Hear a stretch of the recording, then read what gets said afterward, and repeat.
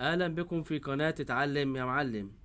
ولو في تليفونك مشكلة في انقطاع الصوت، يعني لو انت بتتكلم مع حد وفجأة لقيت الصوت مش موجود، او لو ظهر حاجة على اعلى التليفون كده صورة الهيدفون، هتعرف ان في مشكلة في التليفون. ويمكن يكون نتيجة ان التليفون مثلا وقع، او لو انت وصلت التليفون قبل كده على الصب او كده، فالصب ممكن صوته يكون اثر على سماعة التليفون.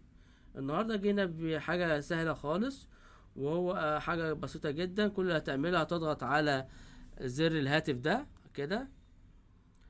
بعد ما تضغط على زر الهاتف هتنزل بشاشة الإشعارات اللي هي دي، في فوق كده اللي هي الضبط، هنضغط عليها.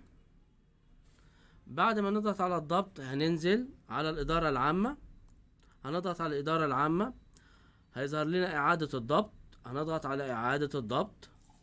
هيظهر لنا حاجة اسمها إرجاع الضبط، شايفين حضراتكم دي إرجاع الضبط، هنضغط عليها.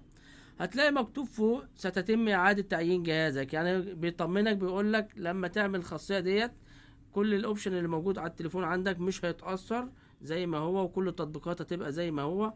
حتى بيكمل معاك للآخر بيقولك لن تتأثر بياناتك الشخصية وضبط التطبيقات التي تم تنزيلها.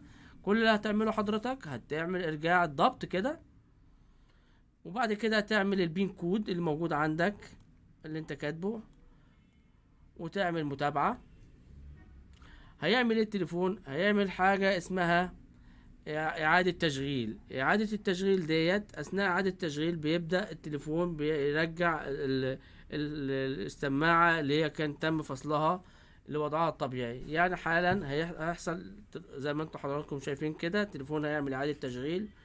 وانا على ما يجي يعمل اعادة تشغيل بطلب من حضراتكم تكونوا عملتوا لي اللايك وشير واشتراك في القناة، على ما يتم تشغيل التليفون يكون الامور بقت معاكم تمام. وان شاء الله بكده بالخاصية ديت هيرجع التليفون يشتغل معاك كويس، والسماعة تشتغل معاك كويس.